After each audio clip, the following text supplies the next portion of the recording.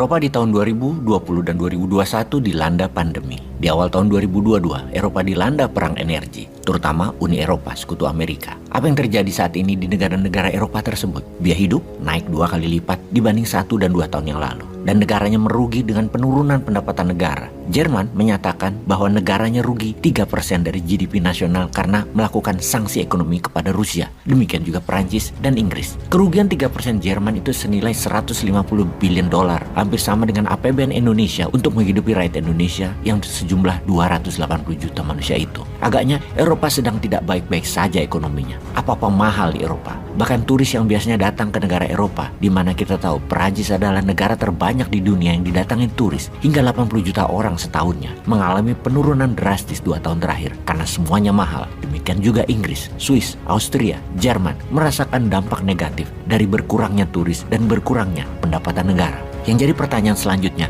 masih kuatkah dunia untuk menanggung satu perang lagi selain perang di Ukraina? Kita tahu perang memang banyak terjadi sejak perang Vietnam terakhir, namun perangnya tidak multi-state atau tidak banyak negara. Seperti Suriah dengan Amerika dan ISIS, Libya dengan Amerika, Irak dengan Amerika. Namun perang di Ukraina, di belakang Ukraina ada negara NATO, ada Amerika, ada Biden yang membuktikan dirinya hadir di belakang Ukraina dengan datang ke Kiev baru-baru ini. Dan di belakang Rusia ada Iran dan Tiongkok. Petinggi CCP atau Partai Komunis Cina, Wang Yi, hadir hari ini di Moskow. Kembali ke pertanyaan, apakah dunia sanggup menanggung satu perang lagi? Kita melihat dari sisi Tiongkok sekarang. Mengapa akhir-akhir ini, sejak tahun baru, perhatian Tiongkok ke Ukraina meningkat? Apakah Tiongkok lagi mempelajari apa kesalahan dan apa kekuatan dalam perang tersebut yang harus ditiru dan dipelajari agar Taiwan bisa masuk kembali ke Tiongkok dengan memenangkan perang di Taiwan?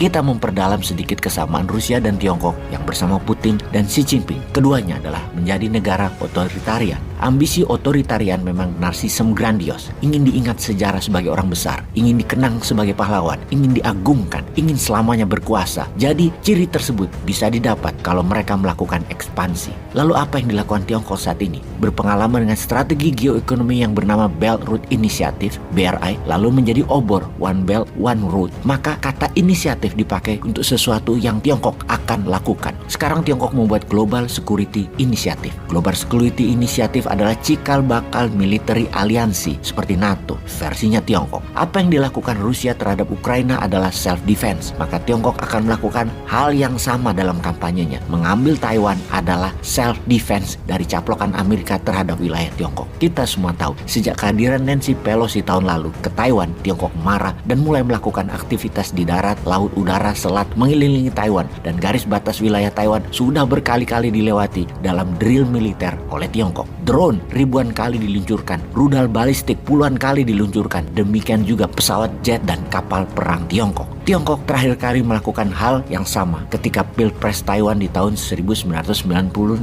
dan sekarang 26 tahun kemudian Tiongkok kembali serius melakukan drill militer lebih besar dari yang pernah ada. Selain latihan, ada 3 ancaman yang secara resmi Tiongkok lakukan terhadap Taiwan yang kalau satu saja dilanggar, Tiongkok menyerbu Taiwan. Pertama, negara mana saja yang berani membangun pangkalan militernya di wilayah Taiwan, Tiongkok pasti akan serbu Taiwan. Kedua, kalau Taiwan membangun listrik tenaga nuklir dan membangun reaktor juga pengayaan nuklir sehingga bisa memiliki peluru kendali berkepala nuklir, sebelum itu terjadi, Tiongkok serbu Taiwan. Dan yang ketiga, yang terakhir, kalau Taiwan menyatakan kemerdekaannya, juga langkah-langkah politik menunda unifikasi Taiwan Tiongkok, maka Tiongkok akan serbu Taiwan. Perkataan ini diulang berkali-kali oleh Kementerian Luar Negeri Tiongkok. Petinggi CCP, Wang Yi dan Xi Jinping mengatakan ini berkali-kali. Tiongkok sangat posesif dan agresif sehubungan dengan Taiwan ini dengan mengatakan Taiwan bukan negara. Taiwan adalah bagian dari Tiongkok. Taiwan adalah provinsinya Tiongkok. Kita menganalisa sekarang perbedaan Rusia dan Tiongkok. Dari sisi militer, tentara Rusia banyak masuk di kombatan dalam perang dalam 20 tahun terakhir di dalam aneksasi Crimea misalnya, Georgia, Suriah, dan terakhir Ukraina. Sementara Tiongkok terakhir kali masuk kombatan atau berperang tentaranya adalah di tahun 1979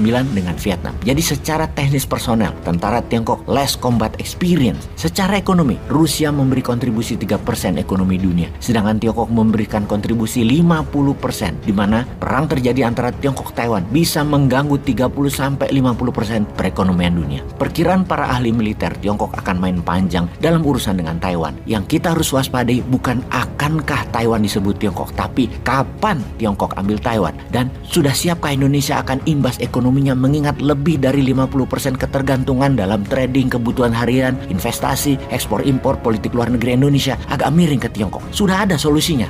Peace.